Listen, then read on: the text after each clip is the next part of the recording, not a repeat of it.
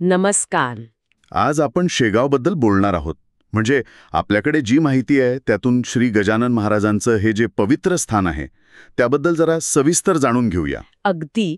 ही माहिती सांगते की शेगाव हे महाराष्ट्रातलं एक महत्वाचं श्रद्धास्थान आहे, जिथे श्री गजानन महाराज प्रकट झाले. हो, 1878 सालचा उल्लेख आहे बहुतेक. बरोबर, 1878 साली. आणि तिथूनच त्यांनी लोकांना मार्गदर्शन केलं, असं या माहितीत म्हटलं आहे. तर याच माहितीच्या आधारे आपण शेगावचं महत्त्व समजून घेऊ. नक्की. सुरुवात महाराजांपासूनच करूया. म्हणजे त्यांचं वर्णन कसं केलं या माहितीत? साधे होते असं म्हटलंय. हो, साधे पण अत्यंत तेजस्वी संत असं वर्णन आहे. आणि त्यांची शिकवण, त्याचा गाभा म्हणजे सेवा, भक्ती आणि साधेपणा. यावर खूप भर दिला आहे. आणि तो जयघोष पण आहे ना, अनंत कोटी ब्रह्मांड नायक. हो हो, त्याचाही उल्लेख आहे. याचे अर्थच त्यांच्या व्यापक स्वरूपाकडे आणि भक्तवत्सलतेकडे निर्देश करतो. आणि म्हणतात की त्यांच्या साध्या शिकवणीने सुद्धा लोकांच्या आयुष्यात खूप सकारात्मक बदल घडले. खरे. आणि ह्या श्रद्धेचा मुख्य केंद्र म्हणजे तिथलं मंदिर, जे महाराजांच्या समाधीवर बांधले आहे. अगदी. एक भव्य मंदिर आहे तिथे आणि लाखो भाविकांसाठी ते काय म्हणतात त्याला आधारस्तंभ आहे. आणि या सगळ्याची व्यवस्था संस्थान बघतं, बरोबर? श्री गजानन महाराज संस्थान. हो, संस्थानात सगळं व्यवस्थापन पाहतं. आणि माहितीमध्ये विशेषतः तिथली स्वच्छता, सौंदर्य आणि जी एकूण सुव्यवस्था आहे ना, त्याचा आवर्जून उल्लेख केलेला दिसतो. म्हणजे यावर त्यांचा खूप कटाक्ष असतो. अच्छा. मंदिरातलं वातावरण कसं असतं? म्हणजे काही रोजचे कार्यक्रम वगैरे असतात का? हो, नक्कीच. दैनंदिन कार्यक्रमांचा उल्लेख आहे. म्हणजे सकाळी काकड आरती, दिवसा दर्शन, मग संध्याकाळची आरती, भजनं. आणि रात्रीची महापूजा पण असते ना? बरोबर. रात्री महापूजा आणि या सगळ्या वेळी तिथे एकदम भारलेलं, शांत असं वर्णन आहे. हां. आणि प्रसाद वाटप वगैरे, एवढी गर्दी असते, ती कसं सांभाळतात? त्याचं व्यवस्थापन पण खूप नियोजनबद्ध आहे असं म्हणतात. म्हणजे एवढे लोक येतात पण त्यांची सोय चांगली होते. हे छान आहे. मंदिराव्यतिरिक्त अजून एका मोठ्या प्रकल्पाचा उल्लेख आहे, आनंदसागर.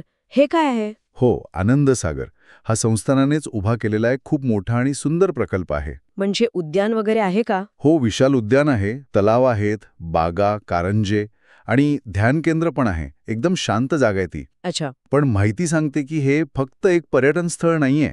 मग काय उद्देश आहे त्याचा? त्याचा मुख्य उद्देश श्रद्धा आणि मानसिक शांतता देणं हा आहे.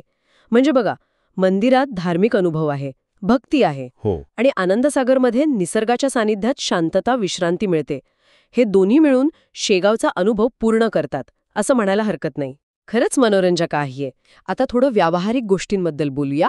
तिथे पोचायचं कसं, राहण्याची सोय, काय माहिती आहे? ठिकाण तर महाराष्ट्रातल्या बुलढाणा जिल्ह्यात आहे आणि रेल्वेने रस्त्याने सहज पोचता येतं असं सांगितलं आहे. आणि राहण्याचं? राहण्यासाठी संस्थांच्या उत्तम धर्मशाळा आहेत आणि भोजनालय पण आहे. अगदी माफक दरात चांगली सोय होते असं म्हणतात. या व्यवस्थेची खूप प्रशंसा केली जाते. हे महत्वाचं आहे. आणि सगळ्यात महत्वाचं म्हणजे भाविकांचे अनुभव काय सांगतायत? हो, ते खूप महत्वाचे आहेत. माहितीत काही अनुभव नोंदवले आहेत. म्हणजे लोकांच्या अडचणी दूर झाल्या, आरोग्य सुधारलं, अनेकांना आयुष्यात शांती मिळाली, दिशा मिळाली. पण एक वाक्य खूप महत्वाचं आहे. महाराजांची कृपा ही अनुभवण्याची गोष्ट आहे, सांगण्यासारखी नाही. अच्छा. म्हणजे तो अनुभव खूप वैयक्तिक आहे? अगदी. त्या अनुभवाचं स्वरूपच वैयक्तिक आणि गहन आहे असं यातून दिसतं. म्हणजे एकीकडे एवढं मोठं व्यवस्थापन, आधुनिक सोयी आणि दुसरीकडे हा गहन वैयक्तिक अनुभव. या माहितीतून शेगावचं सार काय दिसतं मग? सार हेच की शेगाव हे फक्त एक तीर्थक्षेत्र नाहीये, तर ते एक असं केंद्र आहे जिथे श्रद्धा, सेवा, शांतता यांचा अनुभव मिळतो. आणि इथे व्यवस्थापन आणि अध्यात्म यांचा समतोल साधण्याचा एक यशस्वी प्रयत्न दिसतोय, ज्यामुळे एवढ्या मोठ्या संख्येने येणाऱ्या लोकांनाही एक चांगला सकारात्मक अनुभव घेता येतो असं ही माहिती सांगते. बरोबर.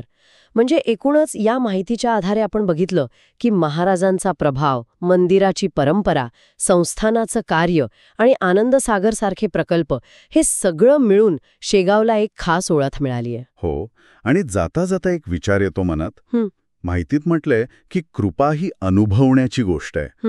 मग जिथे लाखो लोक येतात, एवढं मोठं व्यवस्थापन आहे, आधुनिक प्रकल्प आहेत, तिथे हा जो वैयक्तिक आतला अनुभव आहे तो कसा जपला जात असेल? बरोबर. हा मोठा प्रश्न आहे. म्हणजे मोठ्या संख्येने येणारे भक्त आणि आधुनिक सोयीसुविधा यांच्या गर्दीत श्रद्धेचं ते मूळ शांत स्वरूप आणि ती वैयक्तिक अनुभूती टिकवून ठेवण्याचं आव्हान ही अशी स्थळं कशी पेलत असतील? हा नक्कीच एक विचार करण्यासारखा मुद्दा आहे.